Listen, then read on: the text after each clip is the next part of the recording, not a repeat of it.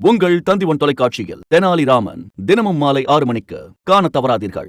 பிரபல மோசடி மன்னன் சுகேஷ் சந்திரசேகரை போல 470 சவரன் நகைகள், 400 கிலோ வெள்ளி நகைகள், 11 BMW, ஆடி சொகுசு கார்கள் உள்ளிட்டவைகளுடன் மற்றொரு மோசடி மன்னன் மத்திய குற்றப்பிரிவு போலீசாரிடம் சிக்கியுள்ளார்.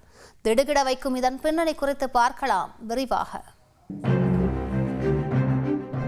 சென்னையில்தான் இந்த மோசடி அரங்கேறியுள்ளது. தியாகராய நகரைச் சேர்ந்த தொழிலதிபர் சென்னை காவல் ஆணையரிடம் கடந்த ஜூலை மாதம் அளித்த புகாரில்தான் பெரிய மோசடி கும்பலே பிடிபட்டுள்ளது.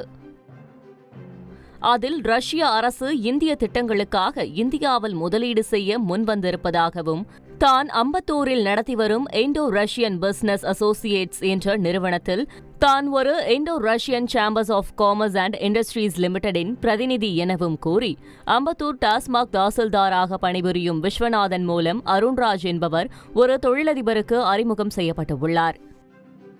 திருச்சியில் நடத்தும் வியாபார திட்டத்திற்கு 2000 கோடி ரூபாய் வரை முதலீடு பெறலாம் என்று கூறி அருண்ராஜ் தொழிலதிபருக்கு ஆசை காட்டியுள்ளார். குறிப்பாக ரஷ்யாவின் நேரடி அந்நிய முதலீட்டை பெற்று மின் உற்பத்தி திட்டம் தொடர்பான தொழிலை ஆரம்பித்து தருவதாக கூறியுள்ளனர்.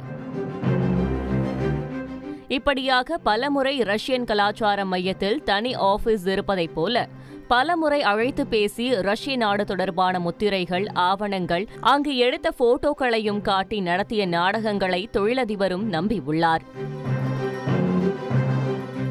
பிறகு இப்படி 2000 கோடி ரூபாய் பெறுவதற்கு கொஞ்சம் செலவாகும் என கூறி கடந்த ஏப்ரல் 18 முதல் அக்டோபர் 15ஆம் தேதி வரை அருண் என்பவர் நிறுவன வங்கிக் கணக்கிற்கு 7,32,45,000 ரூபாய் வரை செலுத்தியுள்ளதாக தெரிவித்துள்ளார் அந்த தொழிலதிபர். ஆனால் முதலீடுகள் ஏதும் ரஷ்யாவிலிருந்து வராததால் சந்தேகமடைந்த தொழிலதிபர் ரஷ்ய தூதரகத்தில் சென்று விசாரித்ததில் அருண்ராஜ் மற்றும் அவரது கூட்டாளிகள் தனது பணத்தை பெற்றுக்கொண்டு ஏமாற்றியதை அறிந்து அதிர்ச்சியடைந்து இருக்கிறார்.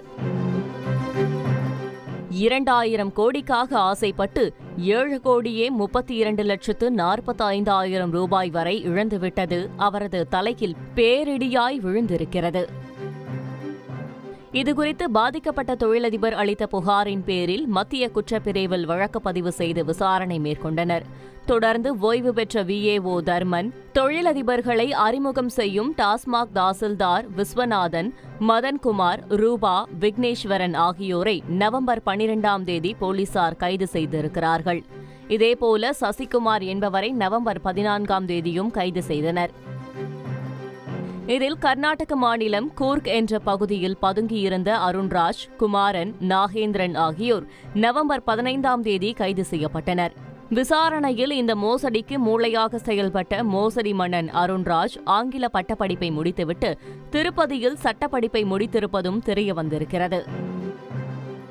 இதன் மூலம் ரஷ்யன் கலாச்சார மையத்தில் தனக்கு தனி அலுவலகம் இருப்பது போல காட்டி பல தொழிலதிபர்களிடமிருந்து ரஷ்யாவிலிருந்து நேரடி அந்நிய முதலீட்டை பெற்றுத் தருவதாக கூறி பல்வேறு போலி திட்டங்களை கூறி 2000 கோடி ரூபாய் வரை முதலீடு பெற்று தருவதாக ஏமாற்றியிருப்பது அம்பலமாகியுள்ளது.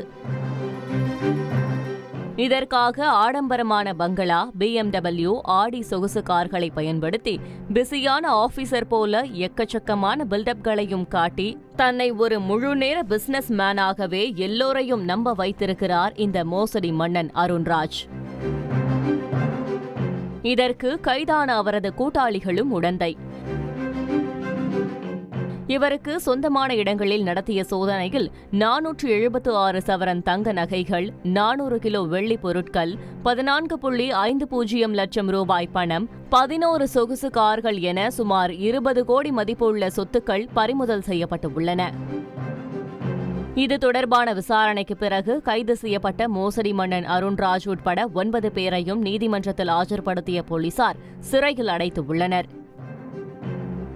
இந்த மோசடி கும்பல் யார் யாரையெல்லாம் ஏமாற்றியுள்ளனர், இப்படி சம்பாதித்த பணம் எங்கெல்லாம் முதலீடு செய்யப்பட்டுள்ளது என்பன உள்ளிட்ட பல கோணங்களில் தீவிர விசாரணையில் போலீசார் ஈடுபட்டுள்ளனர். தந்தி டிவி செய்திகளுக்காக சென்னை செய்தியாளர் சாலமன். உங்கள் தந்திவன் தொலைக்காட்சியில் தெனாலிராமன் தினமும் மாலை 6 மணிக்கு காண தவறாதீர்கள்.